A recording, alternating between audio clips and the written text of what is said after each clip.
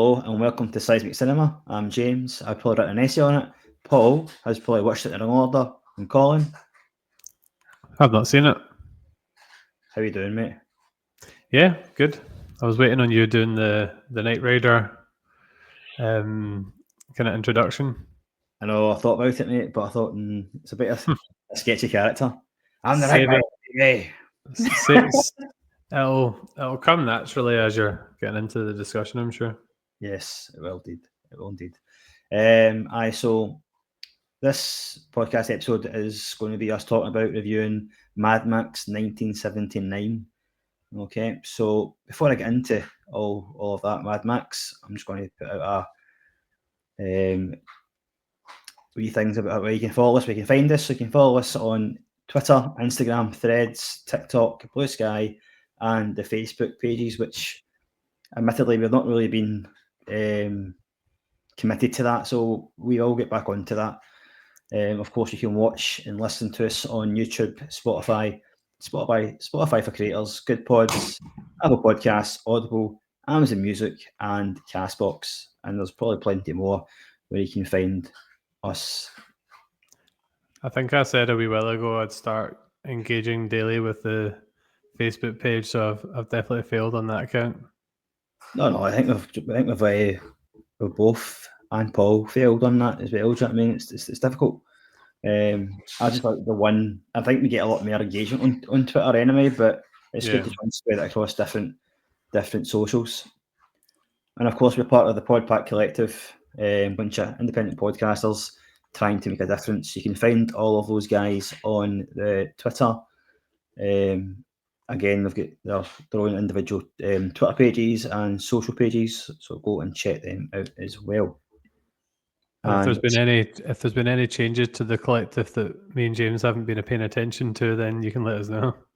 If you're listening, there has been changes, then tell us, because as good natured as we are, I think it's impossible for us both to go into that chat and try and catch up. So Paul is the person who does all that stuff, and he's the one that communicates on our behalf. But yeah, tell us if you've got it wrong or there's more members we don't know. And a wee shout out to What's the Script podcast.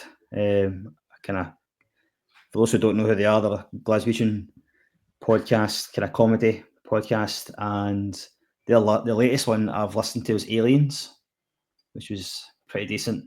They also did Big Trouble in Little China, which I couldn't go into. It was my pick, but I didn't get the chance to go into it because the schedule clashes and whatever. But they did a good review of it, and I was chuffed. So if you haven't checked that out, go and do that. Okay. So, actually, I'm going to go back to us and talk about us for a wee second, because we've been on for a while, and just going to kind of recap the previous episodes that we have done. So if you go back in time, we last did our top 10 TV show rankings. That was me and Colin did that. It was our favourite TV shows at this present time. So you might agree or disagree with this. So if you go and check that out for us, that'd be great. And before that, it was Alien. Was it Alien? No, Paul and I ranked the Andor season 1 characters. Oh, he's dead, mate. So he's dead. Can I just say something about our top 10 TV shows? I want to make a change already. After the conclusion of Andor, I'd like to add Andor in there laterally. Okay. So you put it at number 10? It might even be higher, but just put it in somewhere. Right. So check out for part 3 of TV show rankings. Okay. So it was Alien before that, wasn't it? There was also a seismic soccer number as well. Aye. I wasn't on that, though, so it doesn't count. Right, okay. Okay, so let's move on then. So what have you been watching this wee segment? What have you been watching since the last time I spoke to you? Anything different? Well, I've fully watched Andor season 2, as I was saying, and I would highly recommend checking it out, even just as a fan of good TV, not even necessarily Star Wars. Off the back of that, naturally, I've been watching bits and pieces of Rogue One, because obviously Andor feeds right into Rogue One, so I've been checking that out. My main show I'm kind of watching at the moment, I'm on season 2, is Shrinking, which is quite a big show, or small show, or whatever it was. Alien and I started Chernobyl, but only one episode in, because anytime we try to watch it, Amber cries upstairs and then we need to pause it. So that'll be a slow burn. And I'm wanting to go see the new Karate Kid film in a couple of weeks. So I'm finally getting around to watching the other Karate Kid films. So I've watched the second one and I've started watching the third one, because I'd only ever seen the first one and Cobra Kai apart from the last couple of episodes. So I'm kind of working my way through them at the moment. I see. I thought when you were going back to watch them, you just started at number 2, but I do remember you had watched the first one because you did a podcast. Yeah, I've seen the first one loads of times, so I just started at number 2. Aye. Has the new one got Jackie Chan in it? It's Jackie Chan and the main man, Ralph Macchio? Yeah. Although I don't class him as the main man, no. As the main man. Yeah, Johnny Lawrence. Yep. Sweep the leg. Right, okay. For me, mate, what have I been watching? Obviously, Mad Max for the podcast today. I started something on Netflix I did as well called The Walk-In.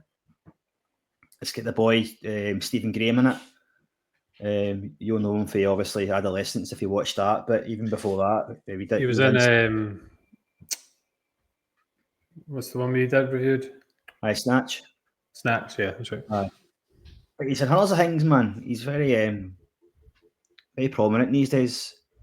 He's in The Irishman as well, Martin Scorsese, whatever. But aye, so that was good, mate. I'm on episode 5, and I'm on the last episode, so that'll get tanned later on the night.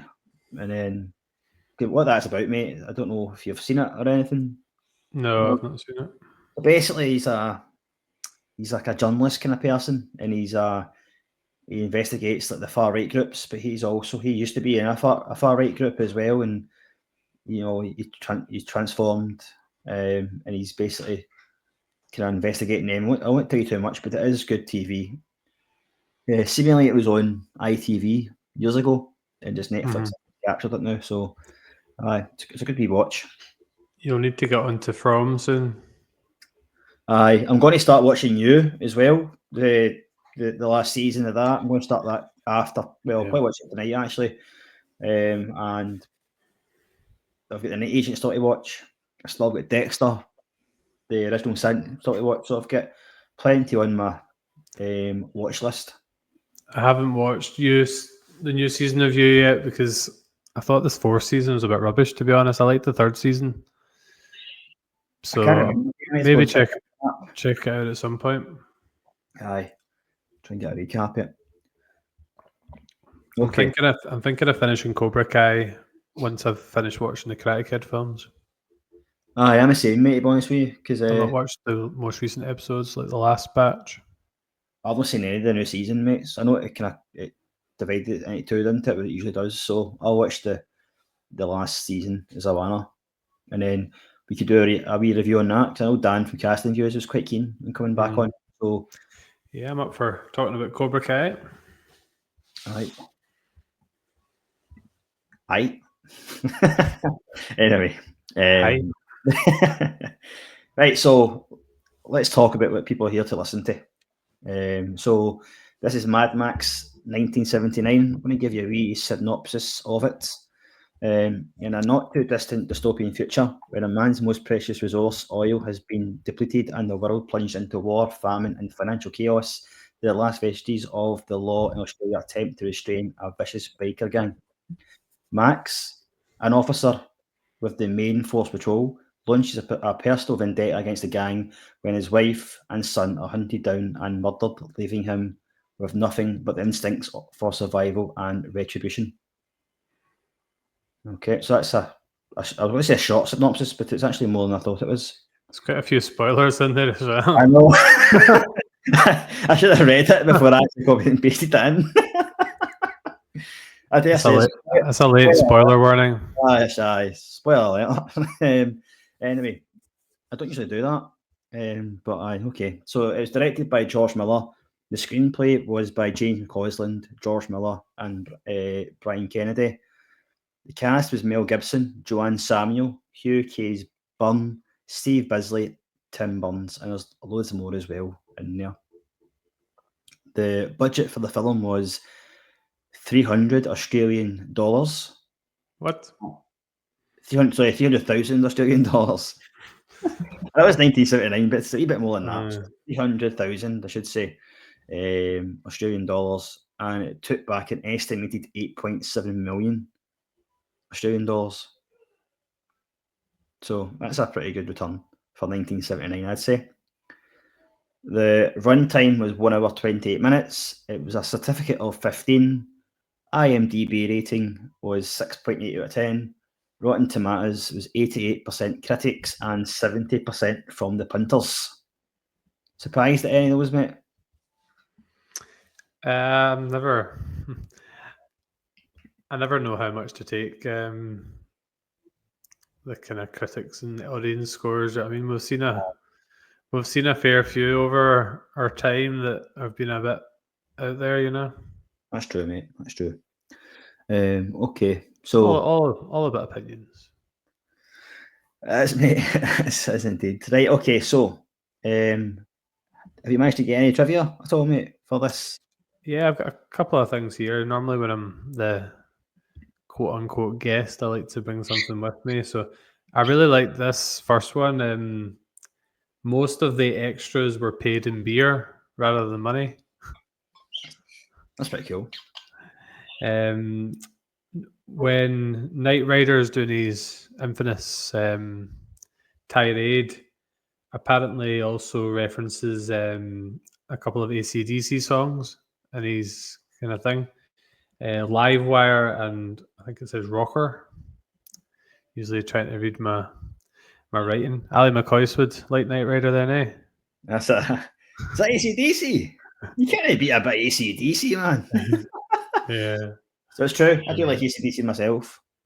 I read a book that Ali McCoy released recently about his Scotland career, and there's a whole section just on his love for AC/DC in that clip. Aye, it's coming back.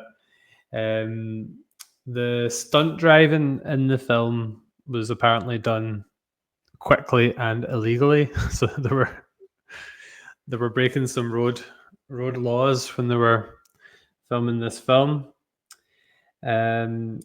George Miller, who you said's the director, he is was a medical doctor, so that was kind of what helped with the kind of realism of some of the car accidents. And the last one was a toe cutter, is apparently Australian slang for a police detective. All right. And also, I looked up the name of the wee boy. Is it Sprog? I think that's the kind of Australian term for baby or something. A little Sprog. Aye. Yeah. So yeah, that's just the ones I picked out anyway. I've got a few more, mate, as well. I had to bring some to the table, mate, just in case you didn't do your homework. Due diligence. Right. So I've got that Hugh Case Byrne changed his accent scene to scene to make his character seem more insane. I did notice that through the film as well. And early in the film, there's a brief shot of two road signs. One read Anarchy and the other one Bedlam. And these are actually road signs that exist in Australia. Did you pick this film off the back of watching Sons of Anarchy, by the way? I did, I'm like big gang, like, yeah. Honestly, mate, I put it into a random generator. I was definitely prepared for the last one, and I just put it into the random generator, 3 action films, and then I can't remember what the choices were now, but this one. So you really like your dystopian futures, don't you? Even the random generator knows today, so there you go. I think it's similar kind of vibe, isn't it? A bit to like Dread wasn't your pick, but like the Running Man and things like that. Aye. And the last one, mate, just so we can finish off with 3, is that again Hugh Case Byrne modelled his performance of toe cutter after reading historical records written about the Mongolian warlord rather, Genghis Khan. So there you are. There you go. There you are. Right.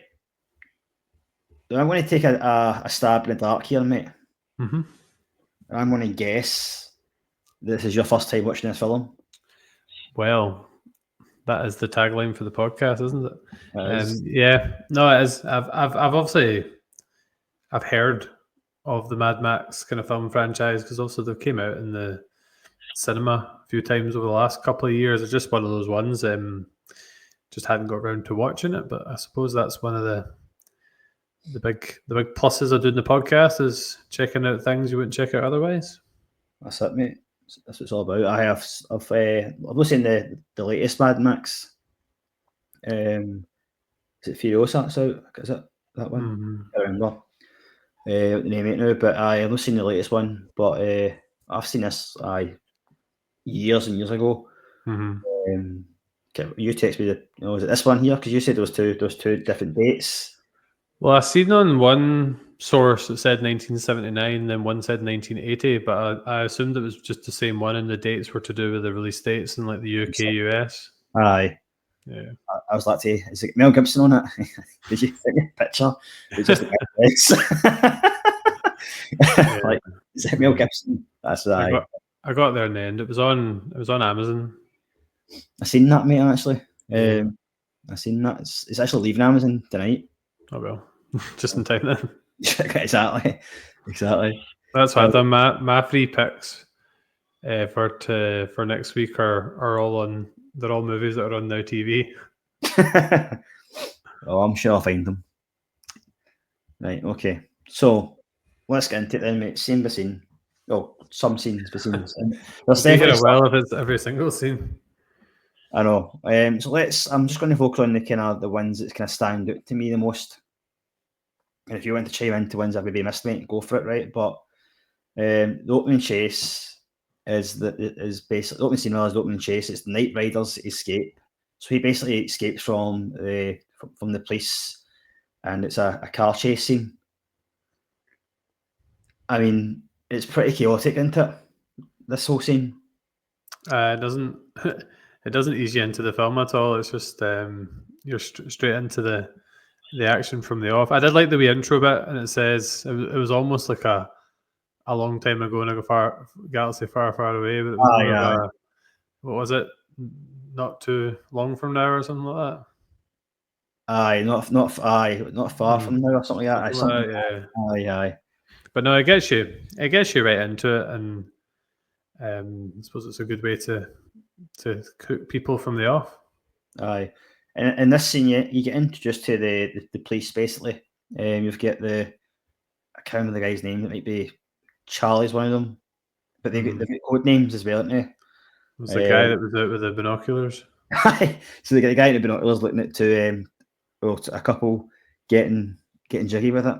And then they get the police on the radio. He was finding it quite funny as well. Aye. So it's Charlie, when I can't remember that guy's name now, to be honest with you, but they get the call to chase the Night Rider, and we've got Goose as well, who's your screen name. You see him, he attempts to try and, kind of chase as well, but he's actually having coffee or something at the time, isn't he, as well, and he comes out later on. Mm-hmm. And then we eventually see Max Rockatansky.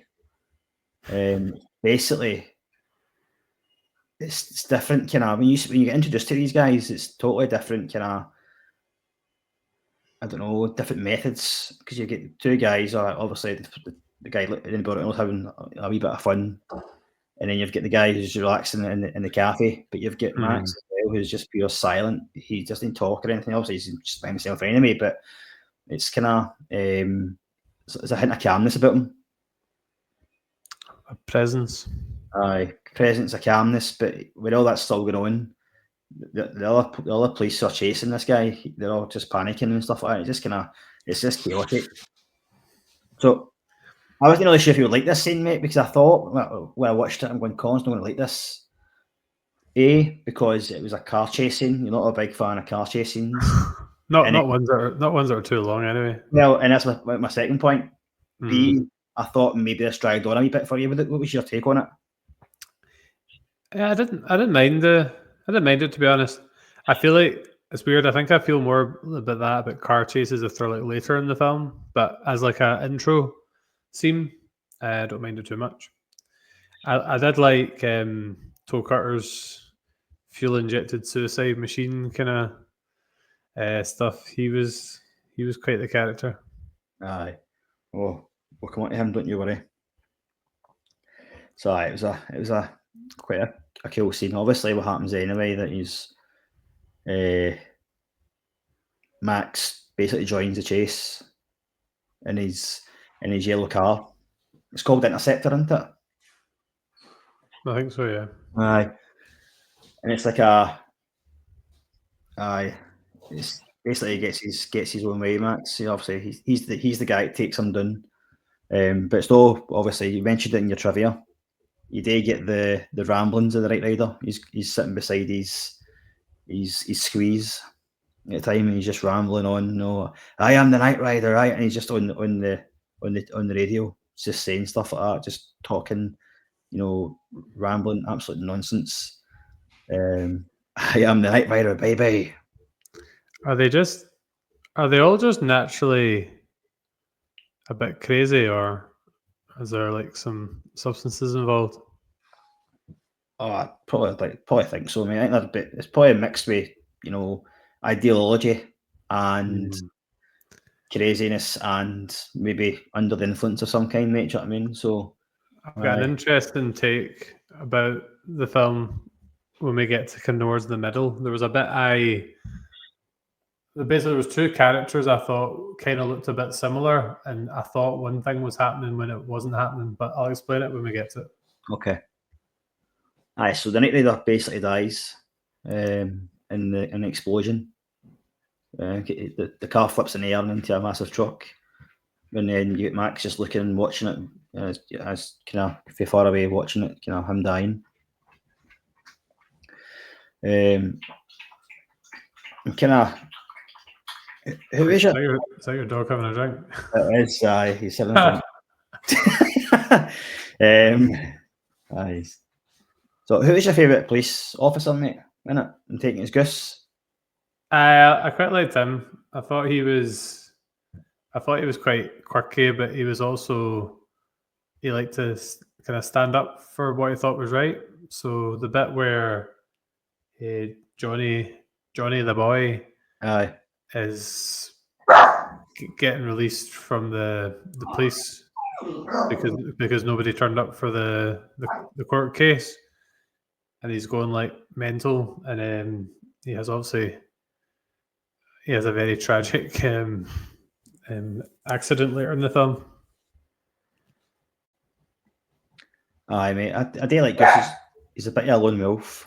You turn into Paul. I know, mate. I don't know what's happening. He's like just can't. I'm always looking up. Just let it go.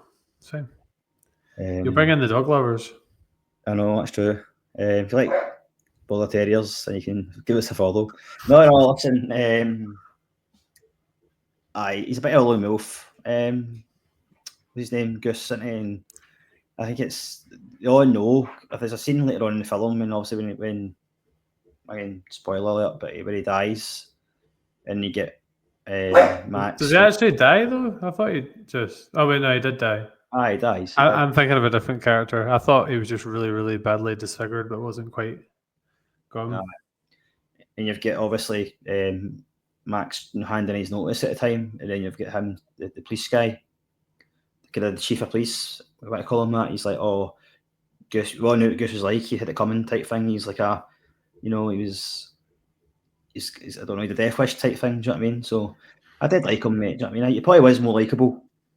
I think Max didn't really say a lot. I don't, you know what I mean? But he was kind of more flamboyant, if you want to call it that. I was pretty gutted when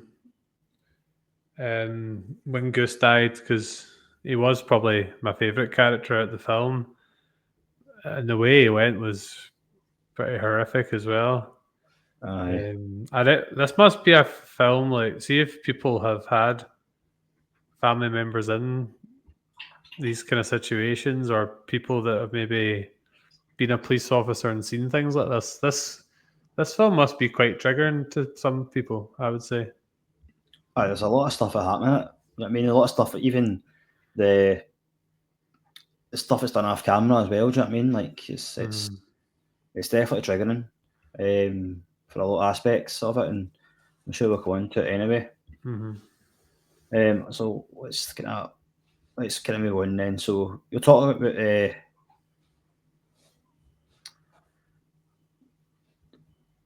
about let's go on to the biker gang then, right? So they arrive in the town called Mayhem, right? It's actually called that. I think. I'm pretty sure the street sign says that. I don't know if it's town, but it's the street sign says that. We're introduced to Toe Cutter. We've got obviously the leader, and they come to a train station, don't they? And it's basically picking up the body, from what I can gather, for what's his name, the Night Rider. And it's like they've not left much of him, type thing, in a kind of casket. But as they kind of go into the town, it's a wee rural town, it's like they're just intimidating all the locals. In particular, they've got a young couple who's basically kind of watching them. And they take one of the guys as well in the locals and tie him to the bike and just kind of, take him for a ride, and he's kind of getting dragged along the ground and things like that. Say Toe Cutter, we'll go into Toe Cutter now because it's kind of the first time you see him. What was your opinion of him then? Like, did you think he was quite menacing? Yes and no. Like, he was a wee bit. He's obviously a bit crazy, but he's a wee bit of like a kind of, what's the word, like a kind of cartoon villain sort of thing. Like, he's obviously he's a bit eccentric and out there, isn't he? Aye. So it's kind of hard to take him seriously, but he's unpredictable, so you obviously don't know what he's going to go on to do. He's very much like the Joker that way. Mm-hmm. I mean, like, he's unpredictable. You don't know what he's going to say, what he's going to do. But aye, so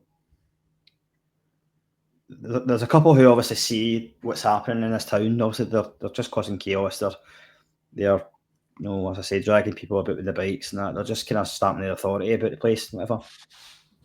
This guy and the woman drive away in the red car. I'm sure it is quite a few red cars in this one. And then Toe Cutter was obviously walking back for the train station. He came back. He says, "Let's go." Chase them. They go and chase this car, and then, for what we can gather, he murders them, didn't he? And he kind of rapes the. We don't see it obviously happen, but it's kind of alluded to. That what's his name? Johnny the boy is seen giggling, suggested he was the one who done it.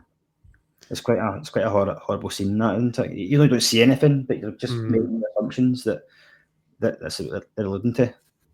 Can I explain the bit that I got mixed up on? Aye.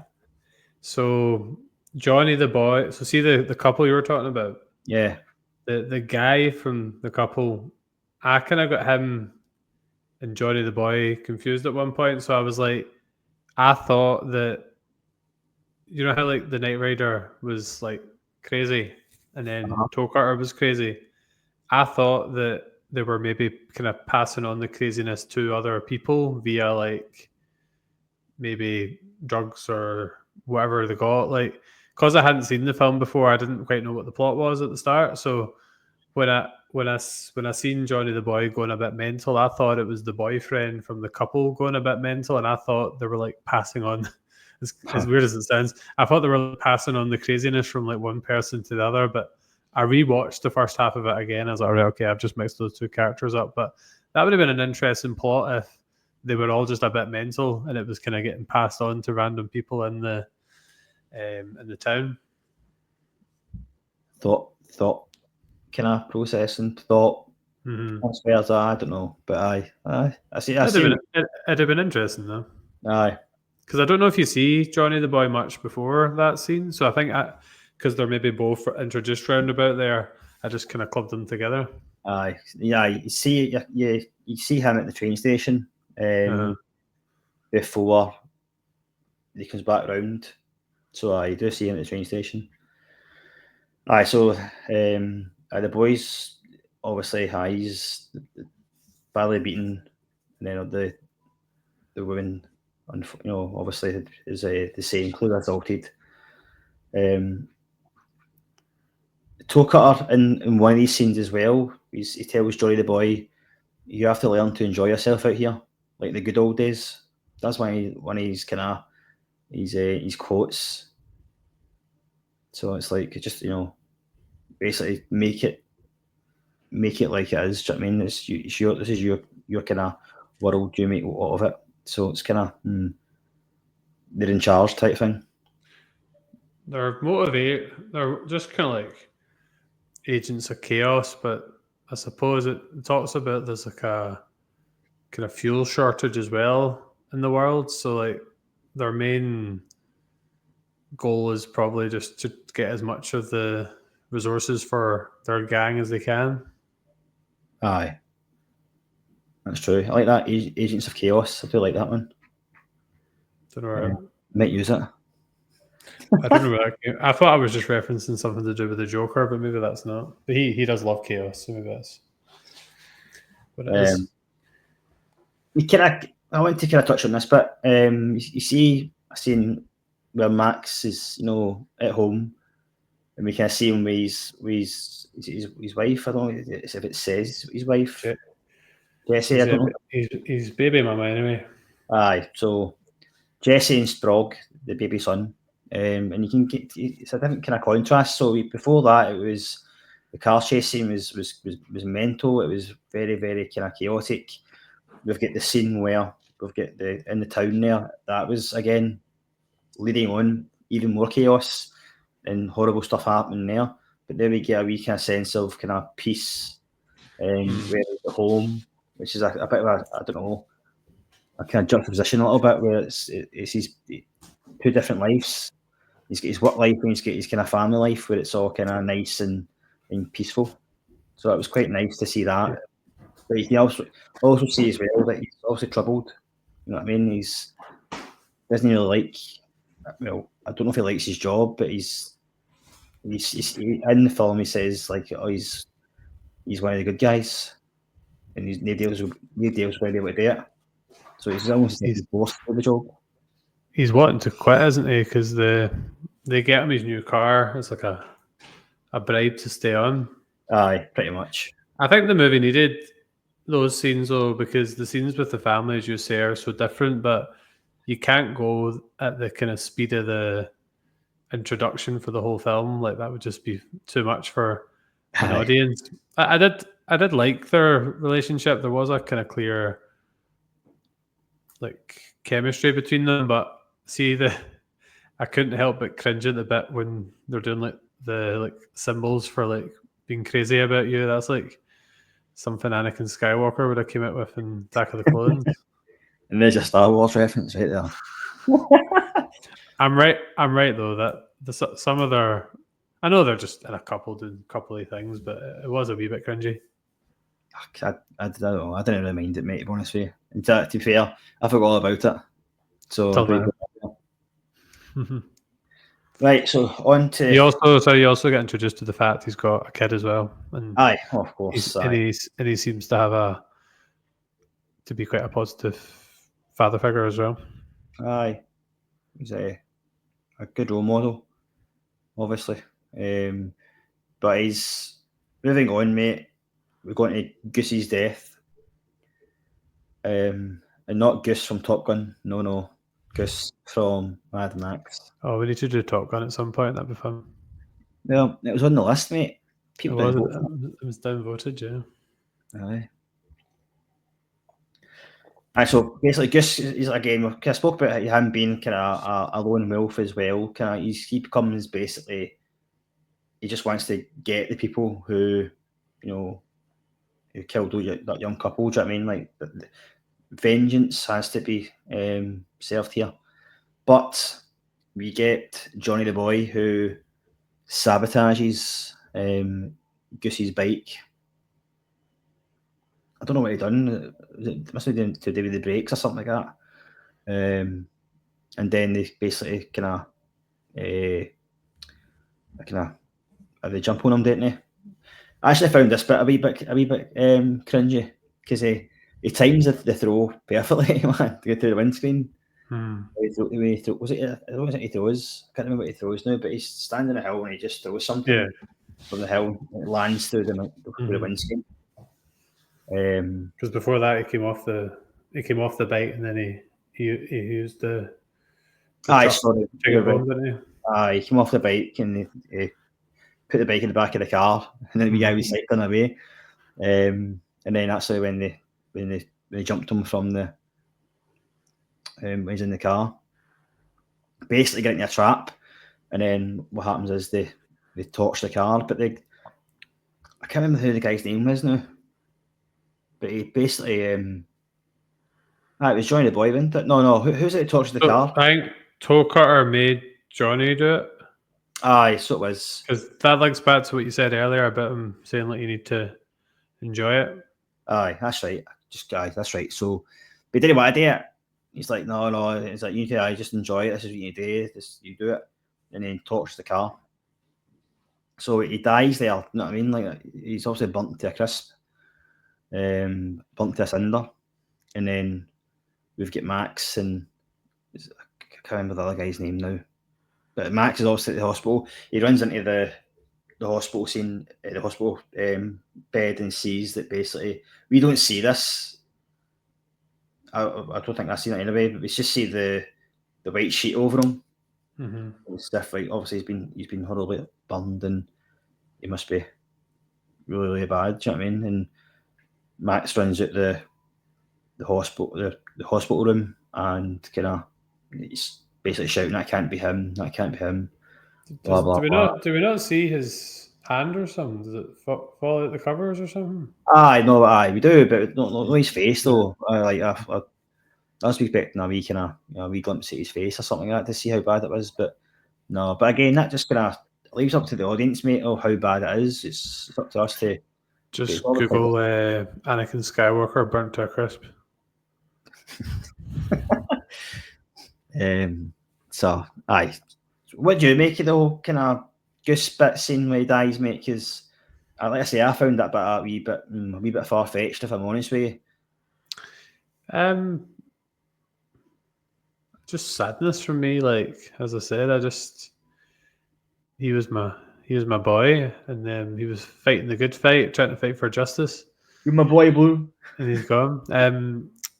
I think it shows that Johnny wasn't all in and maybe all bad, and maybe just kind of more just given into peer pressure, wasn't he, to do it? Like if it had just been him, he wouldn't have done it, most likely. No, you're right, mate. I don't think he would have done it. So it shows that they're not all like totally brainwashed. That there's the leaders and then there's the followers. That's true. They're probably just looking to be with the alpha dogs to keep them safe. I don't think, obviously, like he didn't want to kind of, I don't know, prove himself today, because he had done it in a heartbeat. Then it was almost as if like something wasn't right with it. Like he went too far. Do you know what I mean? No, he was going to go too far, but he had no option, because Toe Cutter would have killed him probably. Do you know what I mean? But is the scene on the beach before this? The scene when they've got like the blow up doll and they're like throwing things at it. Oh, it's after that, I'm sure. Is that after that? You want to say something like that then? No, just that seems pretty weird. And that seems to be where they just kind of hang out, isn't it? Aye. I mean, they meet up, but it just shows that they're all quite deranged and a bit mental. It's just after that, actually. Yeah. They've got the block doll and he's standing with it and basically kind of tied to the pole. And then it is bizarre.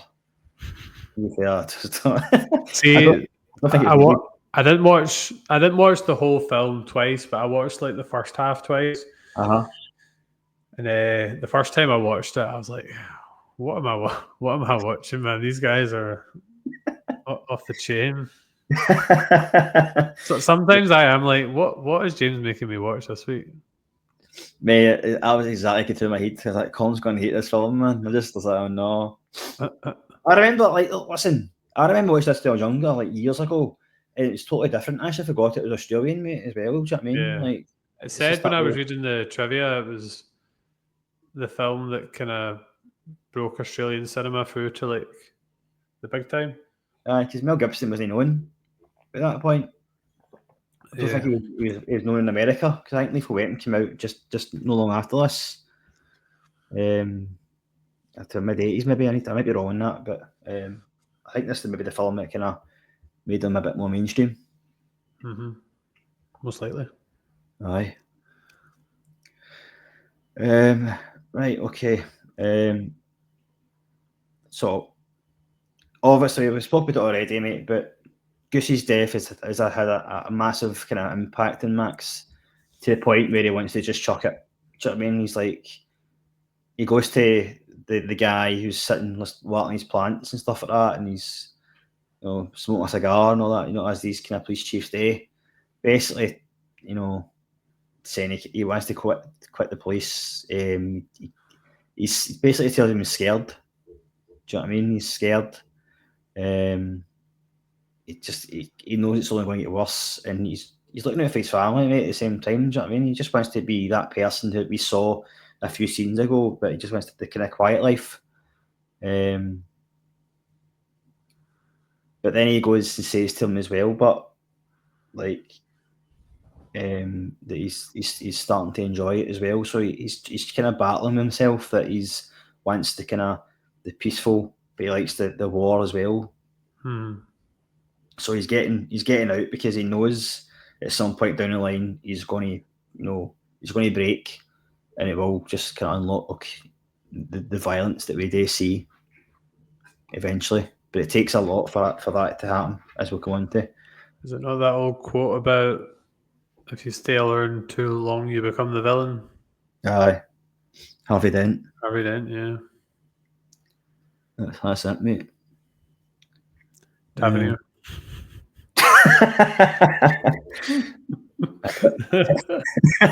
James Tavernier left years ago, mate.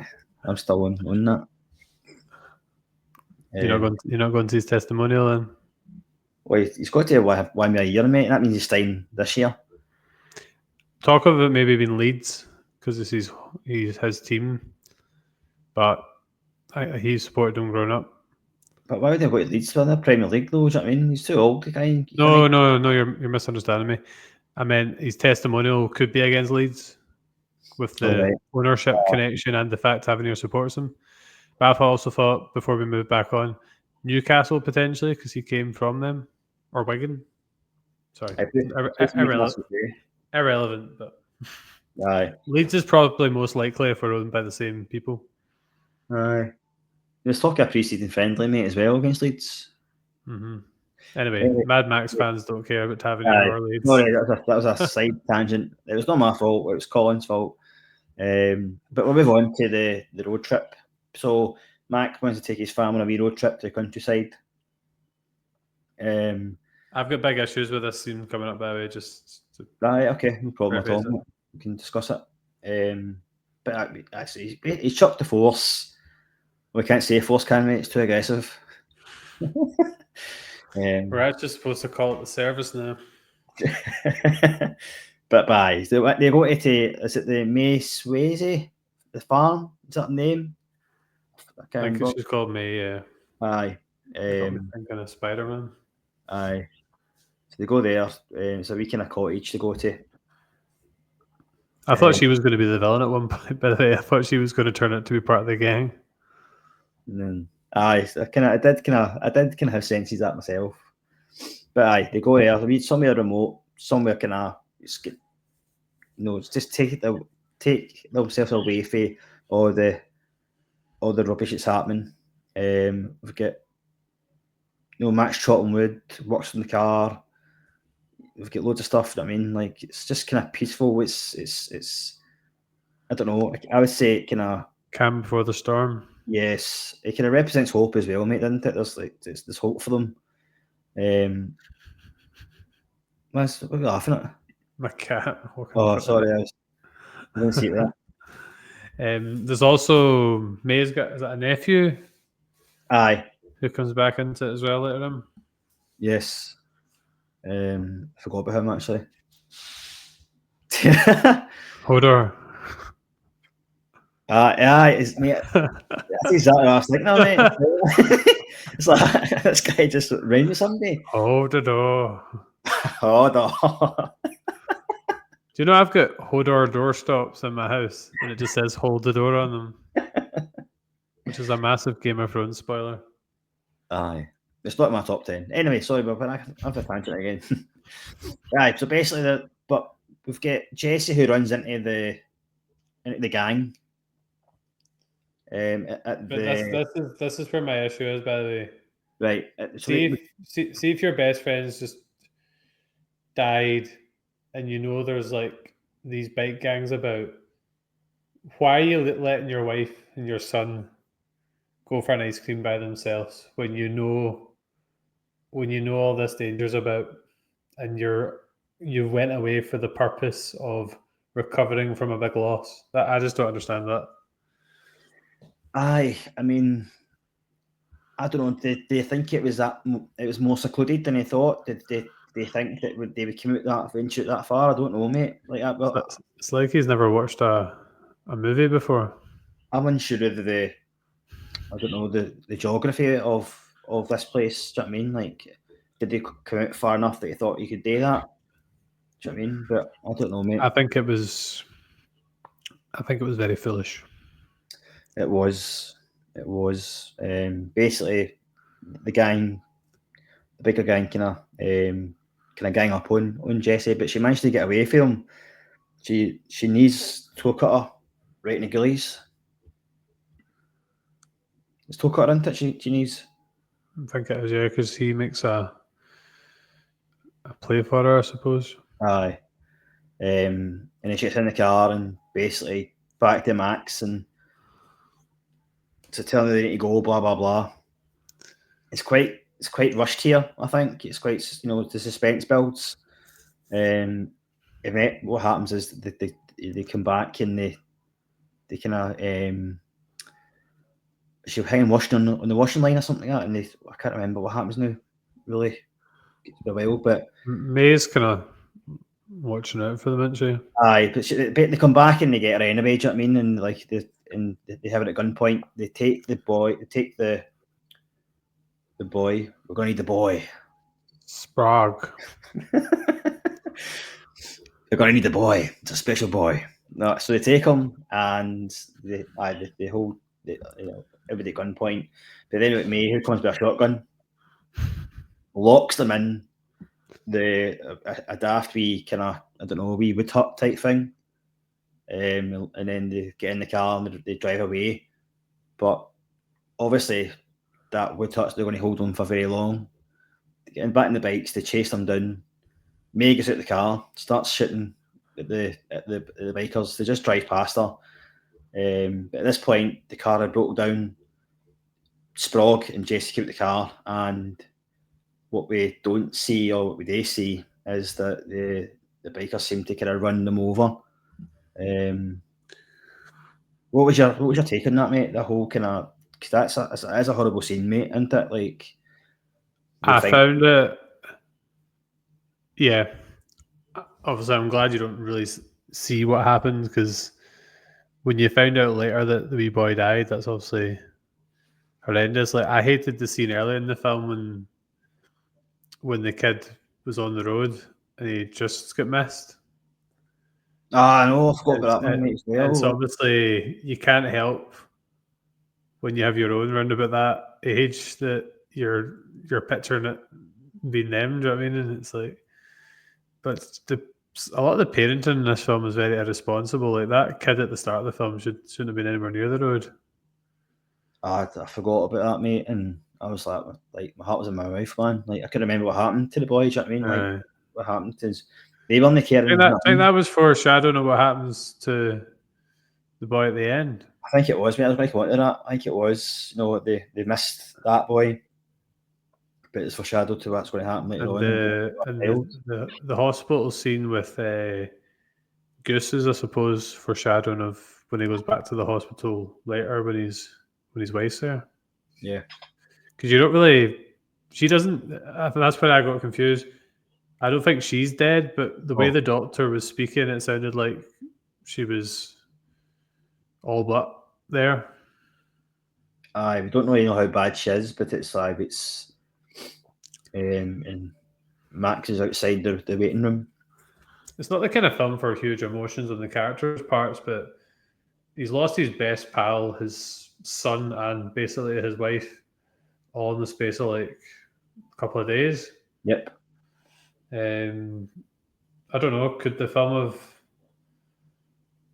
went into that more, or is that not the kind of film these are? And it's more just he just takes his revenge instead of kind of showing what he was feeling. I don't know, mate. Like, I think it's an action film from the 70s, 80s. It's probably he's showing that emotion through his actions rather than his words. Aye. But that, when you get to on the road, because Max arrives on the road before obviously we find out that Sprague had died and his wife was really badly injured. You see Sprague, he's holding Sprague in his arms. It's again, there's like no sound there at all. It was just like, how when something happens bad at the end of an episode of a show, it just comes. There's no kind of end credits. Like it's just pure like silence. That's what it was like. It's horrible, man. Mm-hmm. And he doesn't like, I don't know. He didn't cry or anything. He was just stone faced the whole thing. And then we kind of see him kind of transforming into Mad Max. Is Mel Gibson in any other films? Is Mel Gibson in any other films? The other Mad Max films? Oh, he's in Mad Max 2, I'm sure. Does he reflect on his losses there? I can't remember it. So I'm going to go and watch it. As I say this quite often, mate, in the podcast, I want to go back and watch that, but I don't ever. So we should start challenging you on it and seeing what you've actually watched. Aye. If I've not watched all the Karate Kid films by the next time we talk, then we could make it a weekly segment, mate. We need to do a Barney Stinson challenge. What have you finished watching? Or just a film. Set ourselves wee targets of what we need to watch. Okay, we'll do that. Yeah. At least one thing. Right. It's got to be a reasonable. It can't be like Lord of the Rings, like that, though. Do you know what I mean? Like, no, I mean, like, for me, it could be finishing Shrinking Season 2 or finishing Karate Kid 3 or just something. Right. Something I would plan to do anyway. Well, I'll do Mad Max 2 then. Right. That's... Right. I'll watch the Karate Kid films. I'll finish 3 and I'll watch the 2 other ones.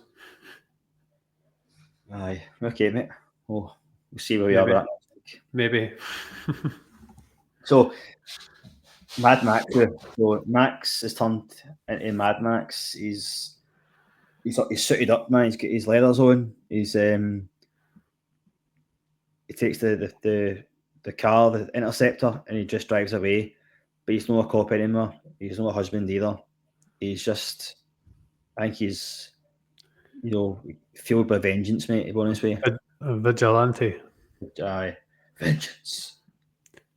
It's quite funny. I just realised, see our background, it says the maximum force.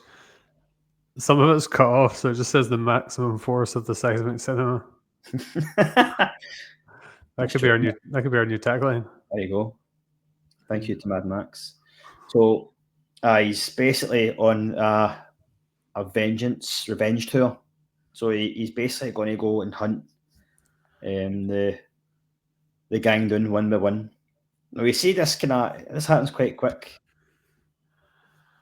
Did you? want to say enjoyed, not the right word to say here, but what was your kind of take on the one by one takedown of the biker mice from Mars? I think within the context of the films and what they did to his family and friends, I think they got their, again, to quote Hot Fuzz, they're just desserts. That's true. I don't think you can feel a lot of sympathy for them when they burnt people and ran over children. Do you know what I mean? So No, listen, mate. There's no sympathy given here at all, mate. Do you know what I mean? If anything, they didn't die horrific enough. You know what I mean? Like the two kind of came off the bridge, and you assume they drowned as well. Like I would rather him fucking put their bodies up. Do you know what I mean? Like Johnny's death was, so the situation he was put in was a bit tougher. So I suppose that was probably that was a good one. I think. We don't really see we see the explosive car crashes. We see the come off of the bridge.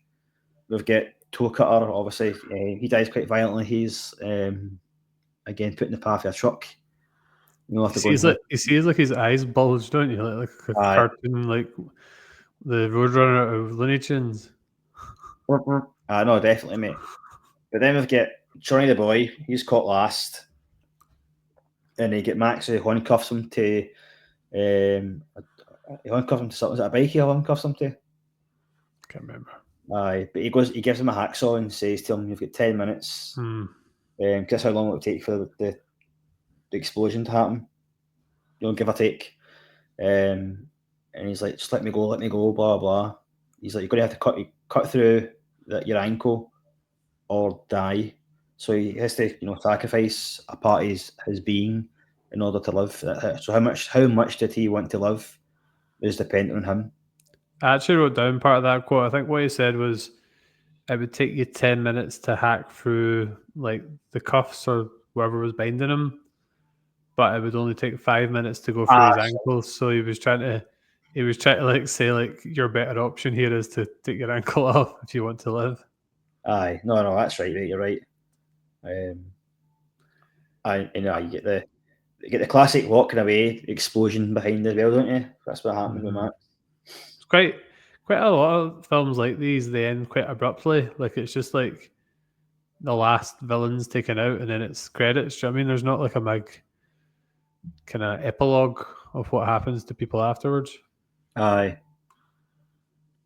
I know that's true. It did kind of like Jaws. It ended quite abruptly, I thought, as well. I think it's maybe more of a modern trope to find out what every character did thereafter. Do you know what I mean? You get that in most things nowadays. Aye, that's true. Johnny did say though, didn't he, in his quote, like in his dialogue with Mad Max, was like, I didn't mean to do any of that stuff. I was just along for the ride. Yeah, which chimes with what he was, how he was behaving earlier in the film. Aye. It's also a scared wee boy now. Do you know what I mean? He's got realism set in. It's quite a small scale film in a lot of ways. Like it's the one town, the one gang. Because they talk at the start about what's going on in the world, but you don't really see any of that. You just kind of see a biker gang terrorizing a town and the cops. So it is quite small in scale, isn't it? That's true, mate. It is. And there's not very many police as well. It's just there should have been more, you would have thought, but it's a small town at the end of the day. Do you know what I mean? I don't know how big a force it would be. You know what I mean? But I forgot to mention the fact that Mel Gibson, Mad Max was shot as well when he was, maybe we try to hunt down Toe Cutter. To suspend your disbelief when he gets back in the car and drives. I know, mate. I know, it's especially when he couldn't walk and all that sort of stuff. Do you know what I mean? But it's fine. He was fine after that. Mm-hmm.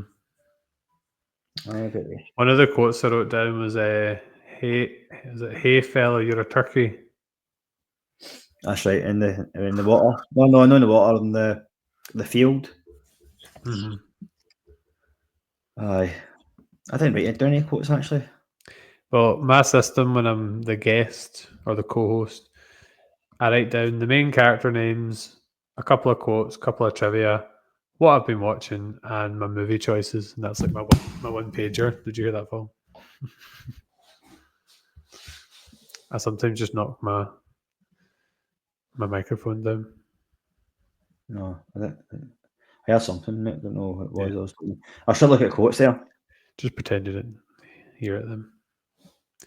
The only quotes I had the one about the hacking through your ankle, the turkey one, and then an abbreviated version of the fuel-injected suicide machine, which is probably the most iconic quote in the movie, I would say. Aye. Aye. I'm going to quote the Knight Rider. He says, I am the Knight Rider. I am the chosen one. The mighty hand of vengeance sent down to strike down Woodworthy. I am hotter than a rolling dice. Step right up and watch the kid lay down a rubber road right to freedom. That was one he says in the car. I'd like to see a crossover with him and the guy from V for Vendetta. Oh, aye. V. What a film that was, by the way. I love that film. There you go. I see. Who picked it? Was it you? I picked it. It was recommended by someone to me. Right. But I enjoyed it. I'm going to watch that every Guy Fawkes night now, I think. There you go. So, final scene, mate. The interceptor, his car disappears into the horizon, and it just kind of cuts to black. But basically, he's got nothing to live for anymore. Mad Max, he is a man filled with vengeance. Wonder what the second one's about then. I can't remember, mate. I'm going to go and watch it. But that's it. That's the end of the Mad Max 1979. Yep. We'll get. I don't think we put it out in the socials long enough, mate, to get any feedback. So we'll skip back just now. What we'll move on to though is your seismic star. So what are you going to give this out of 10? Okay, so the first time I watched the first half of the film, I'll be honest, I was like, oh my god. But I kind of got the vibe and what was going on a bit more the second time I watched the first half, and I actually thought the second half of the film was a lot. I think from like Goose's death onwards, I think the kind of stakes are raised, and it kind of steps up a gear in that sense. But obviously, we're giving it a score at a 10. So I'm gonna go 6.5. Okay. So I didn't love the film, but there were kind of I appreciate it for what it was. As you know, action films are not my kind of forte, like they are yours. But I think some of the characters like Toe Cutter and the Night Rider, even though there's only one scene, is quite iconic. There's good bits of foreshadowing. I think maybe some of the scenes, like when the wee boy dies and when his pal gets burnt to death, it maybe takes some marks off for that, because it is quite a tough thing to watch and kind of go through, you know.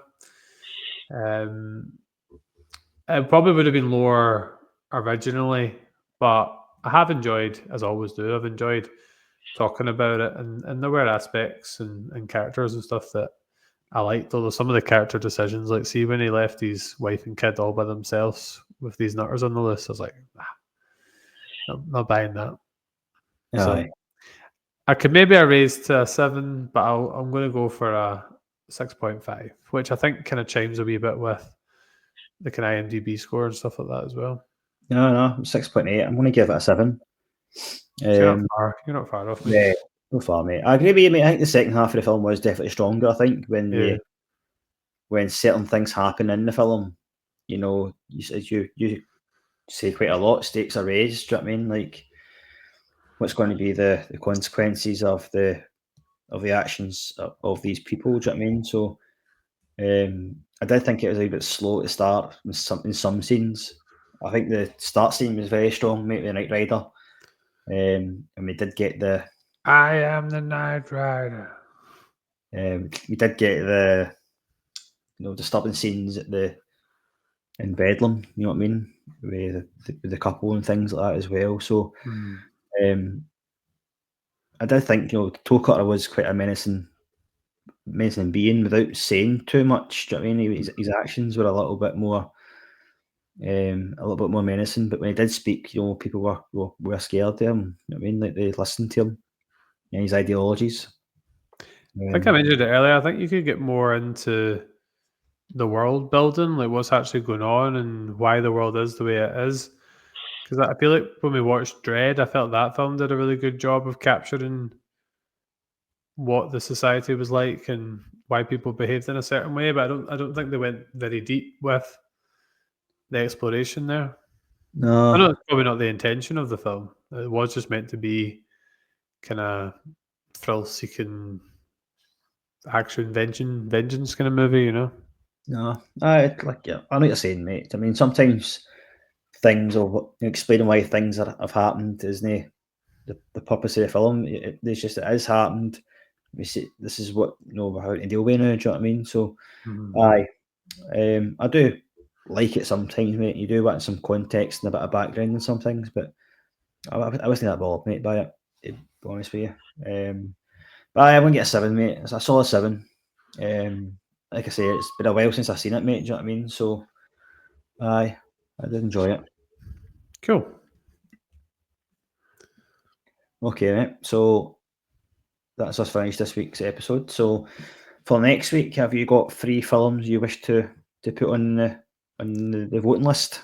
I do. I went for a bit of convenience for myself, I must admit, in terms of making sure they're on an accessible platform. So I've went for 3 quite modern films, all quite different. So I'm going to do something a wee bit different. I'm actually going to read you the Now TV short synopsis as well, just to get you thinking about.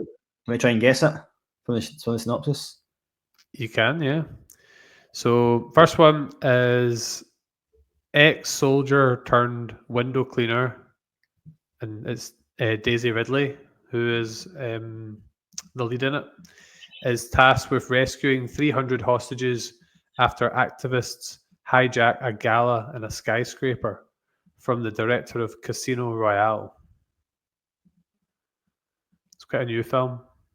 It's Is it 2025. When with the Rock? Oh, 2025. Yeah, it came out this year. I haven't seen it then. It's called Cleaner. Nah, no heard of it. It's one of my colleagues watched it and said it was really good. So I thought I'd put that one on there. So the first one is called Cleaner. The second one came out in. Sorry, I'm typing the wrong letters here. The second one came out in 2016. High functioning autistic number cruncher and crack assassin Christian Wolf, Ben Affleck, works as a shadily effective auditor for some of the world's nastiest criminal gangs. The Accountant. The Accountant, yeah. I've not seen it, but it's one I've kind of heard of and yeah, thought maybe it would be worth checking out. So that was number 2. And number 3, a totally different vibe, I would say. It's a 2024 film. A dream holiday turns into a nightmare when an American family stay at a British couple's idyllic estate. It's a horror with James McAvoy. And it's called Speak No Evil. No, I've seen it. I remember when it came out in the cinema last year. So there's a horror film, Speak No Evil, and then there's The Accountant and Cleaner. So that was the 3. I just basically looked at films that had maybe came up on Now TV that I'd fancied watching, and I was like, well, I'll stick them on the rotation. Fair dues, mate. I've only seen one film from that list, so that's something. Mm-hmm. Aye. So I'll put them on the old socials then, mate. We'll see who wins. Okay. Well, I win either way. There's 3 films that I thought sounded decent, so give them a go. No bother, mate. Sounds good. Okay. Anything you wanted to say before we wrap up? I think people, if they made it this far, should join the 177 other people who have subscribed to our YouTube channel. And on YouTube, you can find us on YouTube, Seismic Cinema, Spotify. But we do want folk to want to reach 170, don't we? Mm-hmm. 170. No, we're at 177. So we're All reaching right. So what 180 then, don't we? 180. So get us 180. And also give this video a like, and if you get any thoughts on the movie, or if you'd like to chime in with your thoughts on next week's picks, or just suggest anything in general, then please get in touch. Just interact in some way, shape, and form. It helps us with the algorithms and all that malarkey. So that'd be much appreciated. And if you're looking for popular ones, Police Academy for some reason just keeps growing and growing, and The Ring has also proved quite popular as well. The Ring. So I think Police Academy's at 1,500, isn't it? No, The Ring's about like 1,000 now. The Ring's at 1,000. That's not bad. Yeah. That's not, no, it's better than no bad because For a lowly channel like ourselves. I don't know how that's kind of out, but thank you for those who do go back and look at the old library of podcast episodes. So it's very much appreciated. It's been good getting back into doing a movie review. It's been a while since we've done one, actually. So I know, mate. Scheduling conflicts and all that. I will try and get in a run now. Right, okay. So just round it up then, mate. So I'm James. I have probably written an essay on it. Paul has watched all the Mad Maxes in the wrong order. And Colin? I hadn't seen it till recently.